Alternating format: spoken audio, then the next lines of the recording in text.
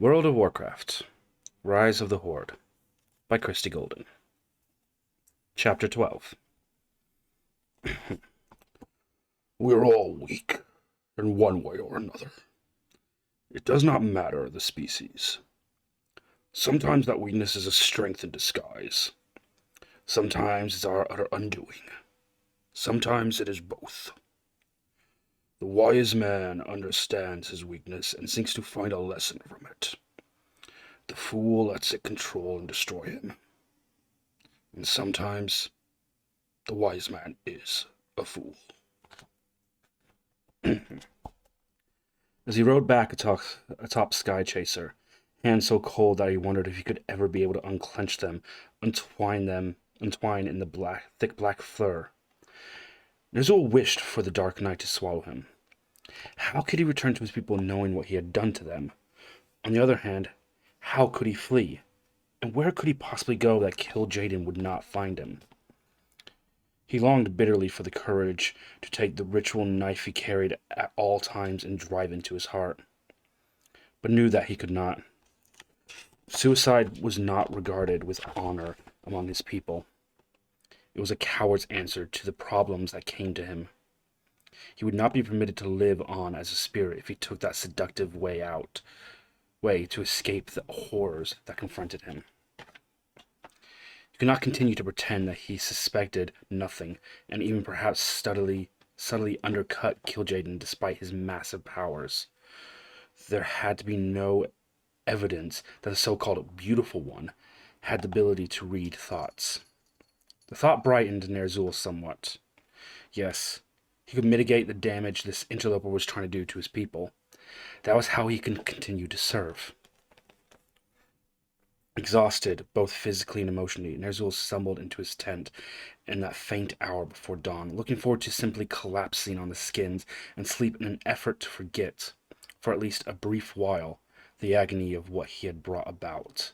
Instead, a bright light nearly blinded him, and he fell to his knees. "You would betray me, then?"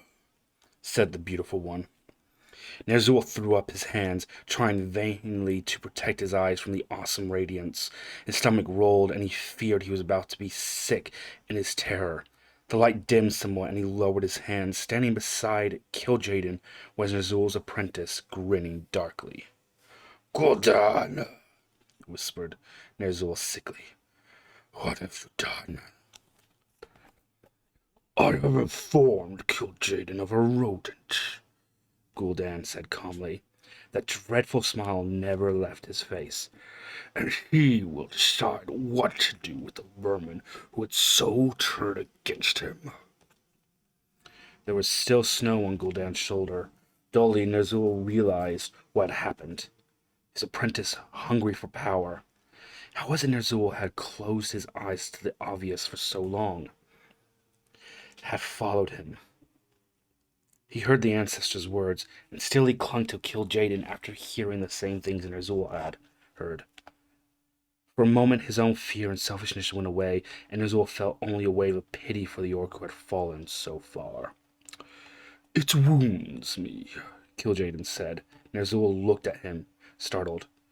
"I chose you, Ner'zhul. I gave you my powers. I showed you what you needed to do to advance your people, and you ensure that they never second in this world." Ner'zhul spoke without thinking. "You have deceived me. You have sent me false visions. You have mangled the ancestors and all they stood for. I don't know why you are doing this, but I know that it is not out of love for my people. And yet they flourish. They are united for the first time in many centuries."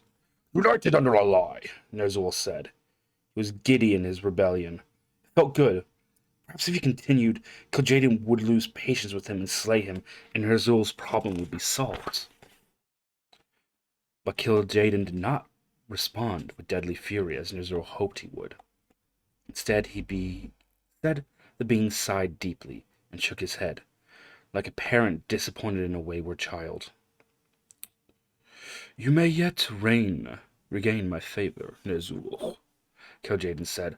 "I have a task for you. If you complete it, your lapse of faith will be overlooked. Ner'zhul's lips moved. He wanted to shout out his rebellion again, but this time the words would not come. He realized that the moment had passed. He did not want to die any more than any sane living being wanted to die, and so he remained silent. What happened with the Frostwolf chieftain troubles me, Kil'jaeden continued. Not the least because he is not the only one who has murmured against what is happening. There are others who would wield... There's the others. One who wields the Doomhammer. Some among the Bladewind and Redwalker clans. It would be one thing if those opposing voices belonged to those of no consequence, but many of them do not. There must be no risk to the success of my plan, therefore I will guarantee their obedience. It is not enough for them to swear loyalty, Kil'jaeden continued. He tapped his cheek with one long red finger, thoughtfully. Too many seem enamored of changing what honor and oath mean. We must ensure the cooperation, for now and for all time. Gul'dan's small eyes glinted. What is it you suggest, Great One? Kil'jaeden smiled at Gul'dan. Already, Ner'zhul could see the bond between them, see how like Kil'jaeden, Gul'dan was in a way that Ner'zhul had never been. Kil'jaeden had been forced to use seductive lies and trickery in order to pull Ner'zhul to his cause. With Gul'dan, he could speak openly. There is such a way, Kil'jaeden said, speaking to both orc shaman now. A way to make them bond to us, forever loyal. Ner'zhul had thought he had become inured in horror after what the answers had revealed to him, but now he realized that what he was capable of experiencing was an entirely new level of shock as he listened to Kil'jaeden's outline the plan. Forever bound, forever loyal, forever enslaved. He looked up into Kil'jaeden's blazing eyes, and words would not come. A nod would suffice. He knew, but he could not even bring himself to do that. Instead, he simply stared, transfixed like a bird before a snake. Kil'jaeden heaved a deep sigh. You refuse your chance at redemption in my eyes, then. As he heard Kil'jaeden speak, it was as if a spell had been removed from Ner'zhul. The words that had been stuck in his throat came rushing out, and although he knew they would mean his doom, the shaman made no move to stop them. I refuse utterly to forever doom my people to a life of slavery, he cried. Kil'jaeden listened, then nodded his massive head. It is your choice. You have also chosen the consequences. Know this, shaman. Your choice averts nothing. Your desires will still be carried out. Your people still be slaves. But instead of leading them and lingering in my favor, you'll be forced to helplessly observe. I think that would be sweeter than if I simply slew you. Ner'zhul opened his mouth to speak, but he could not. Kil'jaeden narrowed his eyes, and Ner'zhul could not even move. Even his heart, slamming wildly in his chest, beat only by the will of Lord Kil'jaeden, and he knew it. How had he been such a gullible fool? How had he not seen through the lies? How could he have mistaken an illusion sent by this monster, to be the spirit of his beloved mate? Tears welled in his eyes and slipped down his cheeks. Only he knew, because Kil'jaeden permitted it. Kil'jaeden smiled at him, and slowly, deliberately turned his attention to Gul'dan. Even in his wrenched state, Ner'zhul took the faintest comfort in the knowledge that he had not turned to Kil'jaeden with the expression Gul'dan now wore, that of a hungry pup eager for their prize. There is no need to trap you with pretty lies, is there, my new tool? Said Kil'jaeden, speaking almost fondly to Gul'dan. You do not streak from the truth. Indeed, no, Lord. I will do your bidding. Gul'dan chuckled. If I will do away with lies, so must you. You live for power. You hunger for it. You thirst for it. And over the last few months, your skill has grown to where I can make proper use of you. Ours is not a partnership of adoration or respect, but one of convenience and selfish benefit, which means that it would likely last. Various emotions flitted across Gul'dan's face. He did not seem to know how to react to the words, and Ner'zhul took pleasure in his former's apprentice discomfort. As you will. Gul'dan stammered finally. Then, with more confidence, Tell me what you would have me do, and I swear it to be done. You have no doubt perceived that I wish to exterminate the Draenei. Why I do so is no concern of yours. You need only know that I wish it. The Orcs are doing moderately well in this, but they can do better. They shall do better. A warrior is only as good as his weapon, and Gul'dan, I intend to give you and your people weapons such as you have never conceived. It will take a little time. You must be educated first, before you are fit to teach others. Are you ready and willing? Gul'dan's eyes shone. Begin the lessons, glorious one, and you will see how adept a pupil of yours I am. Kil'jaeden laughed. Durdan was covered with blood, much of his own. What had gone wrong?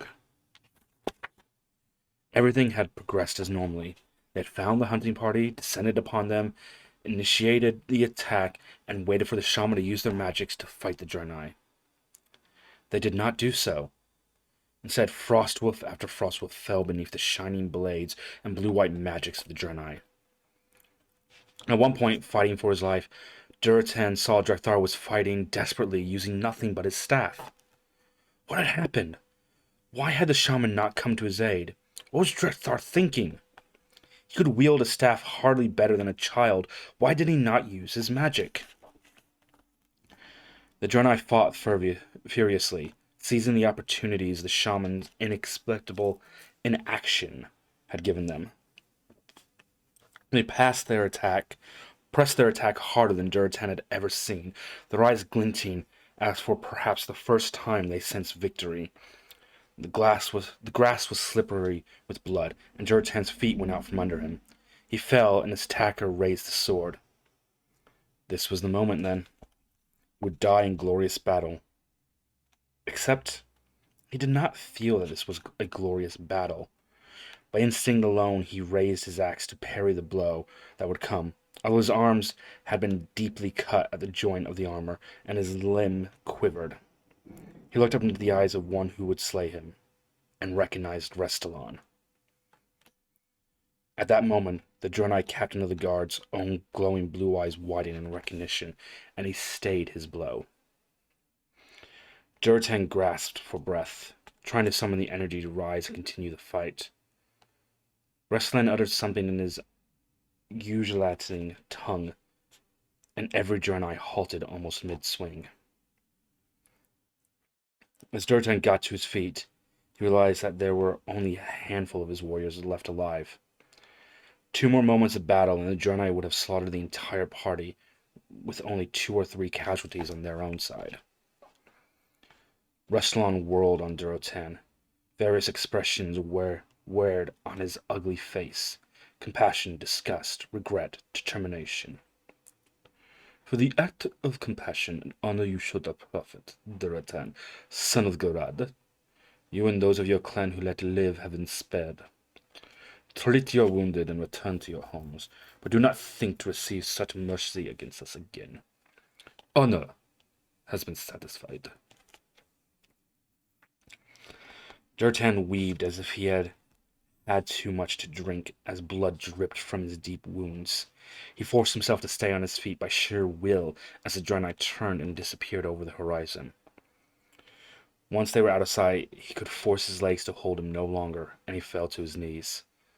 Several ribs had been cracked or broken, and each inhalation had sent a stabbing pain through him. Duratan! It was Draka. She too had been badly injured, but her voice was strong. Relief washed over Duratan. Thank the ancestors she yet lived. Drekthar hurried up to him and placed his hands on Duratan's heart, murmuring under his breath. Warmth flooded Duratan and the pain eased. He took a deep, nourishing breath. At least he will let me heal, said Drekthar, so softly that Duratan was scarce certain he heard the words. Tend to the others, and then we will speak, Duratan said. Drekthar nodded. Not meeting his chieftain's eyes, he and the other shaman hastened to magically heal what wounds they could, and treat with salves and bandages what they could not. Duratan still had injuries, but nothing life-threatening, and he assisted the shaman. When Duratan had done all he could, he rose and looked away. No fewer than 15 bodies were stiffening on the green grass, including Rokar, his second. Duratan shook his head in stunned disbelief. He would have to return with litters to bear the fallen back to the lands. They would be burned on pyres, their bodies given to fire, their ashes to air, to be consumed by the water and earth. Their spirits would go to Oshagon, and the shaman would converse with them on matters of profound importance. Or would they? Something terrible had happened, and it was time he found out what. Sudden anger flooded him at the waist. Despite what the ancestors told him, something inside Duratan continued to whisper that this attack on the Draenei was a grave mistake. He whirled on Drekthar, and with a deep growl seized the smaller orc where he sat, gulping water, and halted him to his feet. This was a slaughter! Duratan cried, shaking him in fury. 15 on our kid lying dead before us. The earth drinks deeply of their blood, and I never saw you or any of the others lend your skill to the fight! For a moment, Drekthar could not speak. The meadow was deathly silent as every frostwolf watched the confrontation. Then, in a faint voice, Drekthar replied, The elements. They would not come this time. Duratan's eyes narrowed. Still clutching Drekthar by the front of his leather jerkin, he demanded of the wide-eyed silent shaman, Is this true? They would not lend their aid to the battle. Looking stunned and sick, the shaman nodded. One said in a quivering voice, It is true, great chieftain. I asked all of them in turn. They said it was out of balance, and they would no longer permit us to use their powers. Durtan's shock was broken by his angry hiss. He turned to seize Draka's scowling face. This is more than a sign. This is a shout. A battle cry that what we are doing is wrong. Slowly, trying to comprehend the magnitude of what happened, Duratan's nodded. If it were not for the mercy Rathlon had shown him, he and every last member of the war party would be lying on the earth, their bodies growing colder by the moment. The elements had refused their assistance. They had condemned what the shamans were asking of them. Duratan took a deep breath and shook his head, as if to physically shake away the dark thoughts. Let us get the injured back to their homes, and swiftly as we may. And then I will send out letters If what I fear is true, that this is not the only shaman of the Frostwolf clan who are shunned by the elements for what we are doing to the Draenei, then we must confront Ner'zhul. Chapter 13. How is it we did not see? It was easy to lay the blame on the charismatic Kil'jaeden, or the weak Ner'zhul, or the power-hungry Gul'dan for our fall. They asked of each individual orc to pretend that hot was cold, that sweet was sour, and even when everything in us screamed against what we were being told, we followed. I was not there. I cannot say why. Perhaps I, too, would have obeyed like a whipped cur. Perhaps the fear was so great, or the respect for our leaders so ingrained. Perhaps, like my father and others, would start to see the flaws. I would like to think so too. Black Hand looked out from under his bushy eyebrows, frowning. He always looked like he was frowning, perhaps because he almost always was. I do not know about this, Gul'dan, he rumbled. The oversized hand went to the hilt of his sword, fondling it in an uneasy gesture. When Gul'dan had asked to meet with Black Hand a fortnight ago, and to bring his most promising shaman, but tell no one of what they were to be doing, he had agreed. Black Hand had always liked Gul'dan better than Ner'zhul, although he was not sure why. When Gul'dan sat down with him over a lavish meal and explained the current situation, Black Hand was very glad he had come. Now he knew why he liked Gul'dan so much. The former apprentice, now master, was like Black Hand himself. He had no use for ideals, only practicalities and power.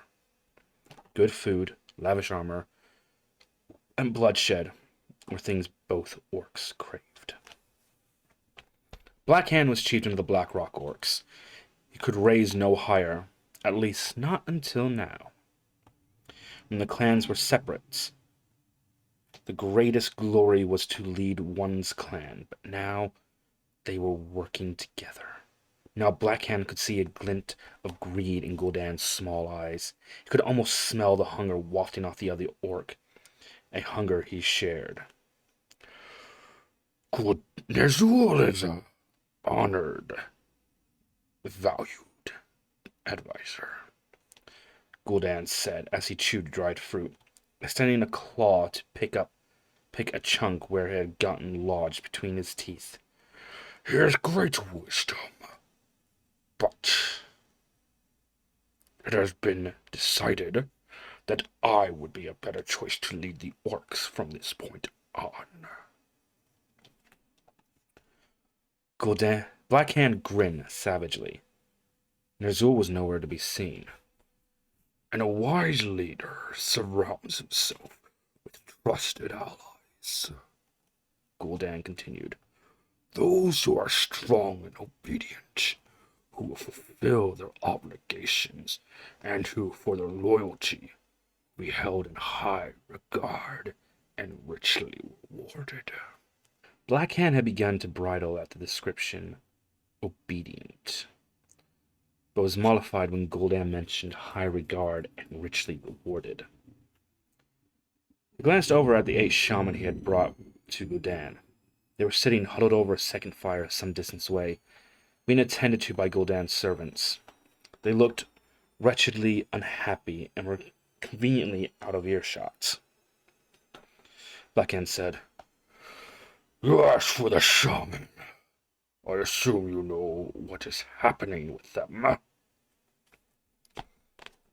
Gul'dan sighed and reached for a talbuck leg. He bit deeply into it, the juices running down his face. He wiped his jutting jaw, absently chewed, swallowed, and answered, Yes, I've heard. The elements are no longer obeying them. Black Hand watched him intensely. Some are beginning to mutter that this is because of what we are doing is wrong. Do you think that? Blackhand shrugged his massive shoulders. I don't know what to think. This is all new territory. The ancestors say one thing, but the elements won't come. He was harboring a growing suspicion about the ancestors as well, but held his tongue. Blackhand knew that they may have thought him a fool. He pretended to let them think he was nothing more than a strong arm and a powerful sword. It gave him distinct advantages. Gul'dan presumed him now, and Blackhand wondered if the new spiritual leader of the Orcs had sensed there was more to the Orc leader than meet the eye. We are a proud race, Gul'dan said. It is sometimes painful to admit that we do not know everything. Kil'jaeden and the entities he leads. Blackhand. The mysteries they harbor. The power they wield. Power they're willing to share with us. Gul'dan's eyes sparkled now with excitement. Blackhand's own heart began to race. Gul'dan leaned forward and continued to speak in an awed whisper. We are as ignorant as children before them. Even you, even I. But they are willing to teach us, share with us some of their power. Power that is not dependent upon the whim of spirit of air, earth, fire, and water. Gul'dan made a dismissive gesture. Power such as that is feeble and is not reliable. It can desert you in the middle of battle and leave you helpless. Blackhand's face hardened. He had witnessed this very thing, and it had taken all the strength of his warriors to snatch victory when the shaman had begun yelping in terror that the elements were no longer working with them. I'm listening, he growled softly. Imagine what you could do if you let a group of shaman who controlled the source of their power instead of begging and scraping for it. Gul'dan continued. Imagine if these shaman had servants who could also fight by your side. Servants who could say, send your enemies fleeing hopelessly in terror. Suck their magic dry as the insects in the summer suck blood. Distract them so that their attention was not on battle. Blackhand lifted a bushy eyebrow. I can imagine success under those conditions. Success almost every time. Gul'dan nodded, grinning. Exactly. But how do you know this is true, and not some false promise whispered in your ear?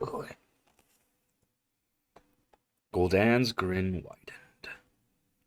Because, my friend, I have experienced this, and I will teach a shaman over there everything I know. Impressive. But that is all I can offer. The warriors I know a way to make you and everyone who fights at your side more powerful, fiercer, deadlier. All this can be ours if we but claim it. Ours. I can't continue to waste my time speaking with every single leader of every single clan every time they have a complaint, Gul'dan said, waving his hands imperiously. There are those who are in agreement with you and I think is the best way to proceed, and those who do not. Go on. But Gul'dan did not. At least not right away. He was silent, gathering his thoughts. Blackhand grasped a stick and poked the fire. He knew well that most of the orcs, even those of his own clan, thought him hot-headed and thought him hot-headed and impetuous. But he knew the value of patience. I envision two groups of leaders of the orcs. One, a simple governing council to make decisions for the whole. Its leader elected. Its business conducted openly for all to see. The second, a shadow of this group. Hidden, secret, powerful. Gul'dan said quietly. This Shadow Council will be comprised of orcs who share our vision and who are willing to make the necessary sacrifices to obtain it. Black Hand nodded. Yes, yes, I see. A public leadership and a private one. Gul'dan's mouth stretched in a slow grin. Black Hand regarded him for a moment and then asked the question. And which one shall I belong? Both, my friend. Gul'dan answered smoothly. You are a born leader. You have charisma, strength, and even your enemies know you are a master strategist. It will be ease itself to have you elected as leader of the orcs. Black Hand's eyes flashed. I am no puppet, He growled softly. Of course not, said Gul'dan. Which is why I said you belong to both. You will be the leader of this new breed of orcs, this horde, if you will. And you'll be on the Shadow Council as well. We cannot work together unless we trust one another, can we? Black Hands gazed into Gul'dan's glinting, clever eyes and smiled. He did not trust the shaman the least bit, and he suspected that Gul'dan felt the same about him. It didn't matter. They both wanted power. Black Hand knew he did not possess the talents and skill that would enable him to wield the sort of power for which Gul'dan lusted, and Gul'dan did not want the sort of power Black Hand craved. They were not in competition, but in league. What benefited one would benefit the other, not robbing him of a thing. Black Hand thought of his family, his mate, Urakala, his two sons, Ren and Maim, and his daughter, Garisla. He did not dote on them the way that the weak Duratan doted on his mate, Dreka, of course, but he cared for them. He wanted to see his mate bedecked in jewels, his sons and daughter revered and befitted the children of Black Hand. Out of the corner of his eye, he caught a movement. Turning, he beheld Ner'zhul, once the powerful and now the discarded, slipping out of the door of a tent. What about him? Black Hand asked. Gul'dan shrugged. What about him? He means nothing now. The beautiful one wishes him kept alive for the moment. He seems to have something special in mind for Ner'zhul. He will still be a figurehead. Love of Ner'zhul is too ingrained in the orcs to cast him aside just yet. But do not worry, he is no threat to us. The Blackrock Shaman. You said you will train them in these new magics. The magics that you yourself have studied. That they will be invincible. I will train them myself. And if they adapt well to the new arts, I will place them first amongst my new warlocks. Warlock. So that was the name of this new type of magic. It had an interesting sound to it.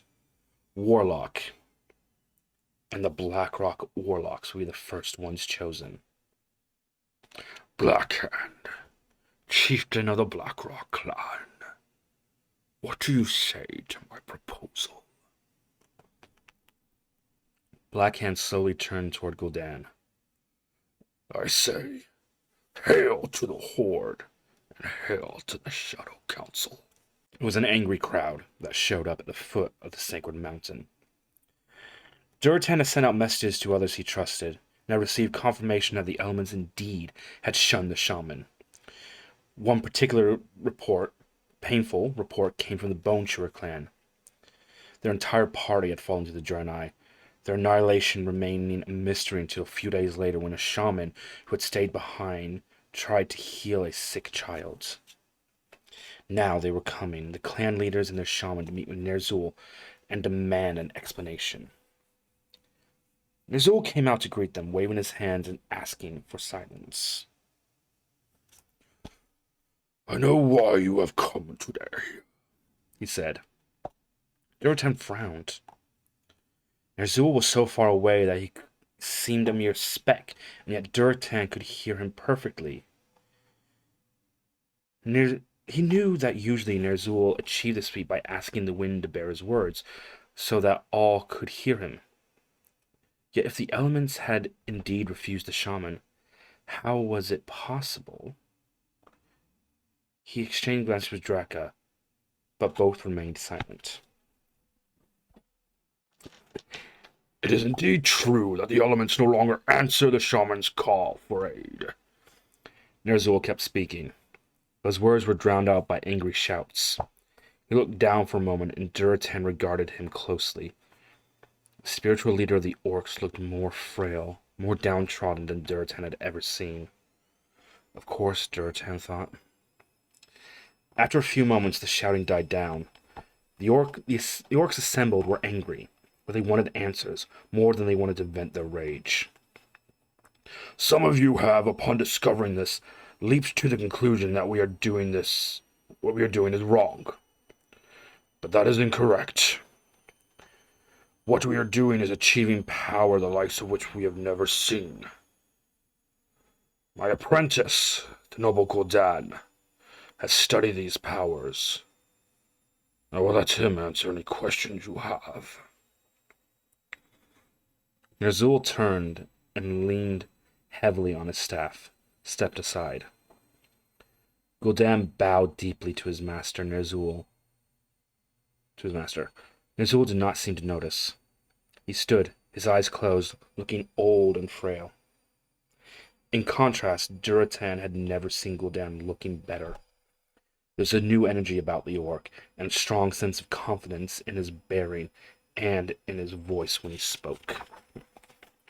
What I'm about to tell you may be hard for you to accept, but I have faith in my people are not close-minded when it comes to ways of bettering themselves, he said. His voice was clear and strong. Just as we were surprised and awed to learn that there were powerful beings other than the ancestors and the elements, we discovered that there are ways to harness magic other than cooperating with the elements. Power that is not predicted on asking or begging or pleading. Power that comes because we are strong enough to demand it to come, to control it when it does, to force it to obey us, bend to our will, rather than the other way round.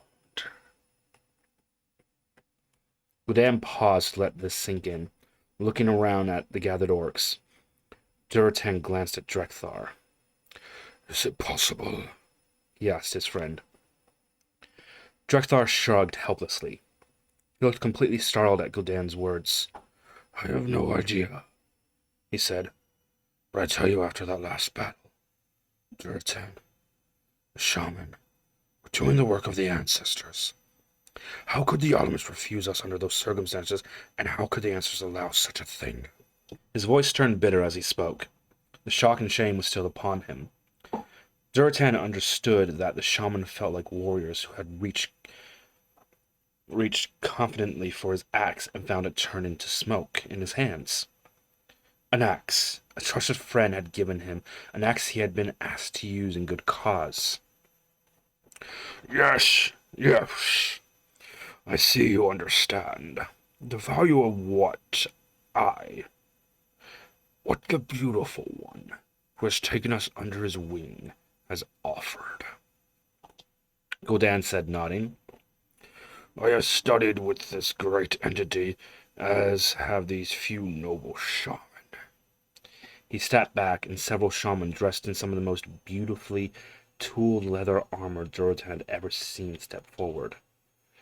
"They're all black orcs," Draka murmured, her brows drawn together in a frown. Duratan had noticed that too. What they have learned, Gul'dan continued, will be taught to every single shaman who wishes to be instructed. This, I swear to you. Follow me now to the open lands where our Koshara rituals have been held as far back as anyone can remember. I will have them demonstrate their formidable skills." For some reason he could not fathom, Duratan felt suddenly ill. Draka squeezed his arm reassuringly, noticing his abrupt paleness. "My mate, what is it?"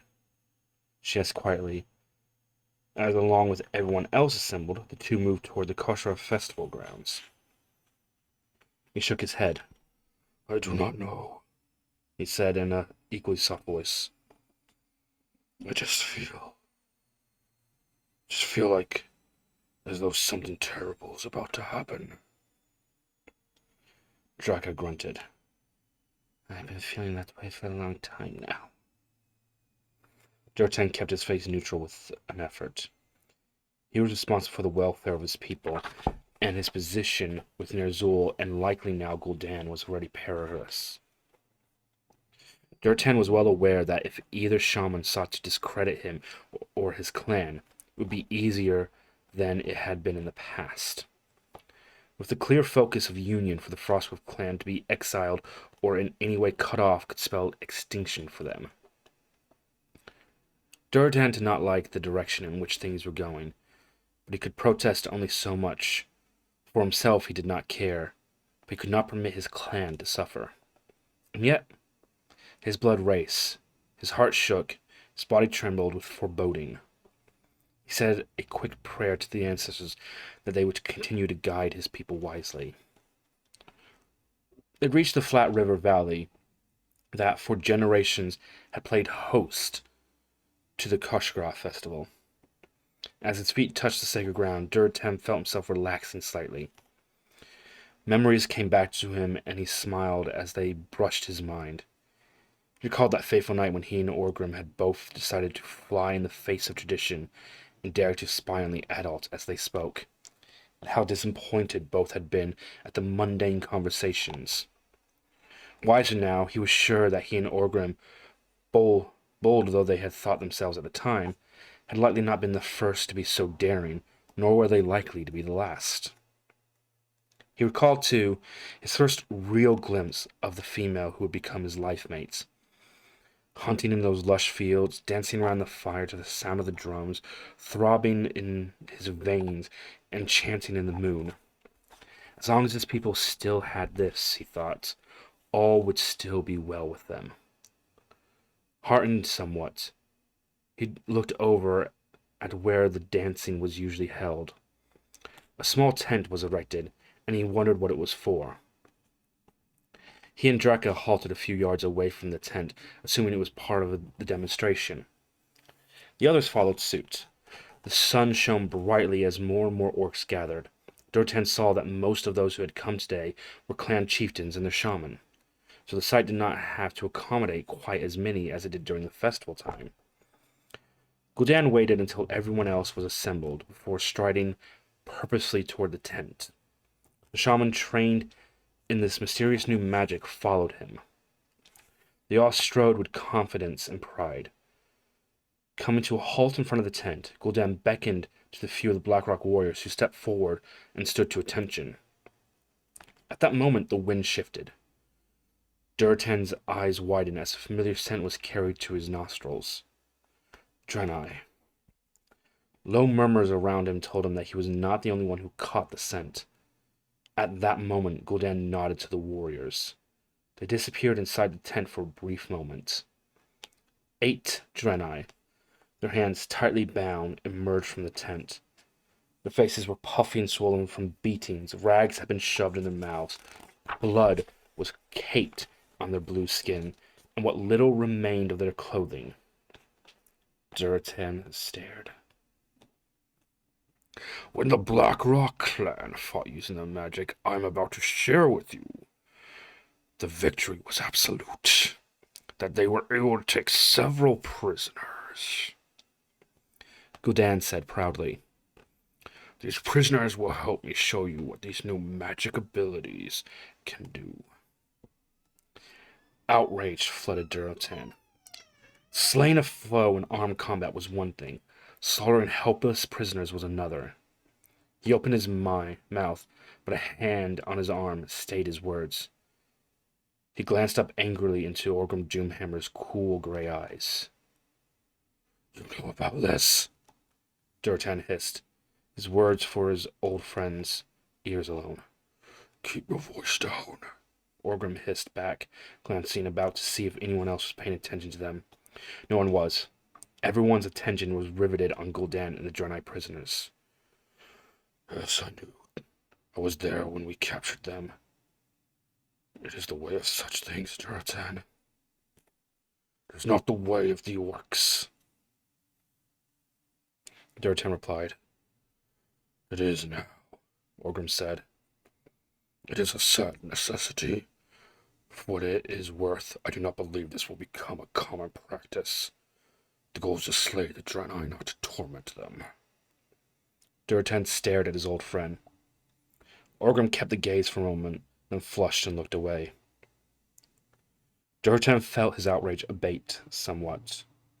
Or at least Orgrim understood what a violation this was, even if he supported it. But what else could Orgrim have done? He was second in command to Blackhand. He was oath-bound to support his chieftain. Like Durotan, he had responsibilities to others he simply could not shrink. For the first time in his life, Durotan wished he were a mere clan member. He looked down into his mate's eyes. She stared aghast, first at him and then at Orgrim. Then he saw the sorrow and resignation flint across her features, and she lowered her head. These beings have worth to us at this moment, Gul'dan was saying. Durotan, his body feeling heavy as lead, dragged his gaze to the shaman. We will use them to demonstrate these new powers. He nodded to the first Black Rock shaman in line, who bowed. Looking slightly nervous, the female closed her eyes and concentrated.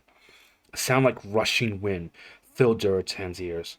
A strange pattern written in purple light appeared at her feet, encircling her. Above her head, a purple cube turned idly. Then suddenly a small, squawking creature appeared at her feet. It capered, its eyes blazing red, its small but sharp teeth barbed in what looked like a smile. Durotan heard murmurings and some hisses of fear. Other shaman followed suit, some in the same eerie purple circles and cubes, manifesting creatures seemingly out of thin air. Some were large, shapeless things in hues of blue and purple, hovering ornately. Others were fair to look upon, save for their hooven feet and bat-like wings. Some were large, some were small, and all sat or stood quietly beside those who had called them into being. Pretty little pets, to be sure, came the distinctive voice of Grommash Hellscream, dripping with sarcasm. But what do they do? Gul'dan smiled indulgently. Patience, Hellscream, he said, almost condescendingly. It is a strength, not a weakness. Hellscream's brows drew together, but he stayed silent. He was as curious as anyone. Durotan assumed Blackhand stood, smiling a little, looking like a proud father. Only he seemed unsurprised by what was unfolding here, and Durotan realized that he must have already witnessed the power of this newly trained shaman. Witnessed and approved. One of the Draenei was cut loose from the rest and shoved forward. His hand still bound, he stumbled a few steps on his cloven feet, then stood erect. His face was impassive. Only his slowly moving tail gave any indication of stress. The first shaman stepped forward, moving her hands, murmuring slightly. The little creature at her side squawked and jumped about. Then suddenly fire erupted from his clawed hands and slammed into the helpless Draenei. At the same moment, a ball of darkness formed at the shaman's fingertips and rushed towards the prisoner. It grunted in pain as its blue flesh was blackened and burned from the small creature's attack, but it dropped to its knees in obvious agony as the shadow ball struck it. Again, the shaman muttered something, and flames erupted from the very flesh of the tortured Draenei, where before he had been stoic and silent, now he screamed in torment, his cries muffled somewhat by the gag in his throat, but not completely. He jerked and spasmed on the earth, failing like a fish freshly hooked. His eyes rolled widely, then he was still. The reek of burning flesh filled the air. For a moment there was silence. Then came a sound that Duratan had never thought to hear. Cries of approval and delight at the sight of a bound foe dying in helpless torment. Duratan stared in horror. Another prisoner was slain for demonstration purposes. This one was beaten with a whip by one of the fairer servants of the shaman, standing transfixed while fire rained upon it and darkness pummeled it. A third was brought forth, its magical essence sucked out of it by a monstrous creature that looked like a deformed wolf with tentacles sprouting from its back. Bile rose in Duratan's throat as blue blood and ashes covered what once had been a sacred land. Land that had been and was even now lush and fertile, though its profound sense of tranquility had been brutally violated. Here he had danced and sung to the moon. He had conspired with a boyhood friend and courted his beloved. Here, generations of orcs had celebrated their unity on a place so holy that any fights that broke out had been halted immediately, the combatants ordered to make peace or depart. Duratan was no shaman. He could not sense the earth of the spirits, but he did not need to in order to feel their pain as his own. Mother Cashier, surely this is not what you wanted, he thought.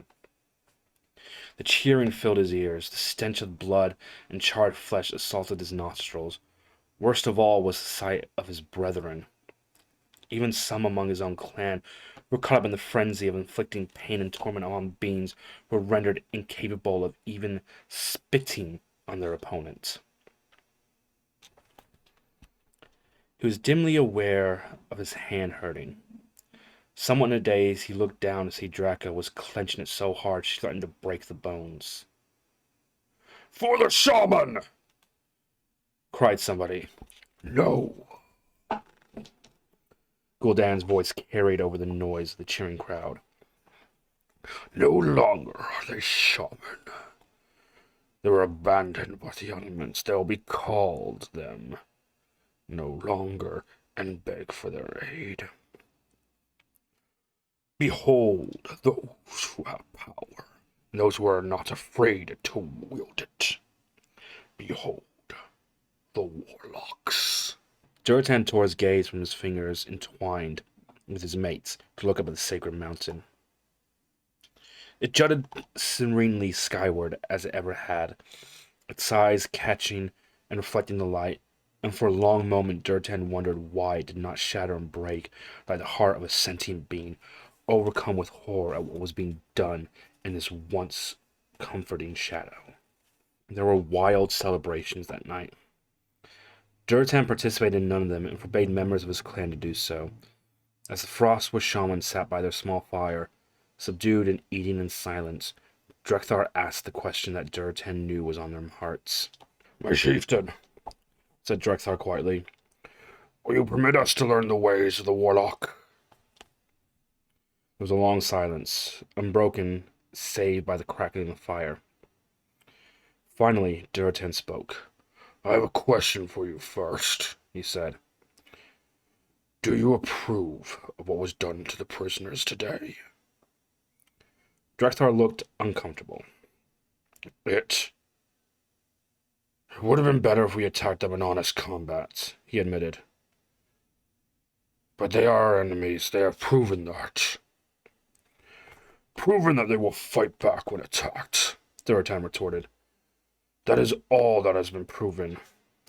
Drekthar started to protest, but Durotan waved to be silent. I know this is the will of the ancestors, but today I beheld something that I never thought I would see. I saw the sacred field where for countless years our people met in peace, defiled by the blood of those who couldn't even lift a hand to defend themselves. He saw movement at the edge of the circle and caught Orgrim's scent. Durotan continued. In the shadow of Oshigon itself, those who slew the Draenei today did not do so in order to protect an immediate threat to our lands. They butchered prisoners in order to show off their new talents. Orgrim now coughed quietly, and Durotan mentioned him forward. Orgrim was well known to all present, and he sat down by the fire with the familiarity of one and known and welcome. Orgrim, Draka said, touching her friend's arms gently. The first warlocks from your clan. What are your thoughts? Orgrim stared into the firelight, his heavy brows knitted together as he sorted through his thoughts. If we were to fight the Draenei, and even you Frostwolves are resigned to the necessity of it, then we should fight to be victorious. The elements have abandoned the shaman. They are fickle and unpredictable at best, and we were never the most reliable allies. Not like one's friends. He glanced at Durotan and smiled a little. Despite the heaviness in his chest, Durotan smiled back. These new creatures are with these strange powers. They seem to be more dependable and destructive. There was something about them. Draka's voice trailed off. Drekthar broke in quickly. Draka, I know your concerns. They're definitely not natural powers. At least not natural as we shaman have always known them. But who is to say that it is wrong? They exist. They must have some place in the order of things. Fire is fire. Whether it comes from the fingers of a little dancing being or with the spirits of the fire's blessing, it burns flesh all just the same. I agree with our esteemed guest. We're committed to the battle. Surely we do not fight to lose it. Draka still shook her head, her beautiful eyes unhappy. Her hands moved as if she were physically groping for the words.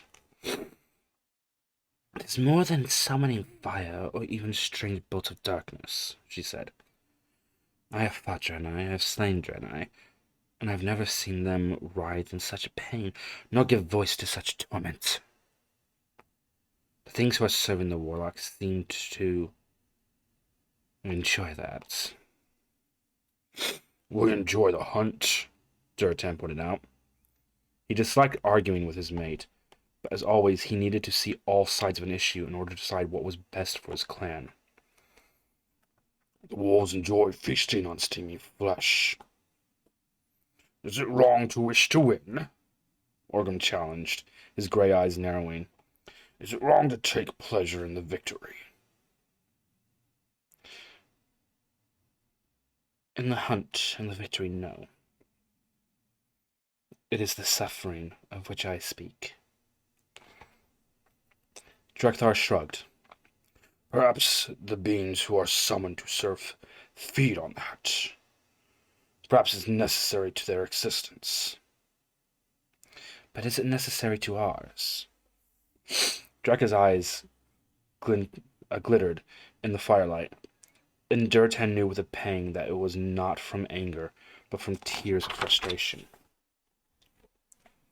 The Draenei have always been superior magics to ours, even with the aid of the elements. Drekthar said. I have always been a shaman. I was born so, and now I tell you I will embrace the path of the warlock, if my clan leader permits it. Because I understand what those powers can do for us. Having dealt with the elements for so long as I have, I would say, Draka, I'm sorry. But yes. Yes, this is necessary to our existence. If we do not have the power of the elements to call upon the Dren will obliterate us from the face of the earth. Dreka sighed and buried her face in her hands. The small group was silent, the only sound the crackling of the fire. Duratan thought something was missing now. He knew. To not hear the sounds of the night creatures, the birds, the insects, and other living things who formerly filled the air with quiet sounds. They had been driven from this place by what had occurred here earlier? He tried not to think of it. He tried not to think of it as an omen. I will permit the Frostwolf clan to learn these arts, He said heavily. Drekthar bowed his head. Thank you, Duratan. You will not regret it. Duratan did not reply.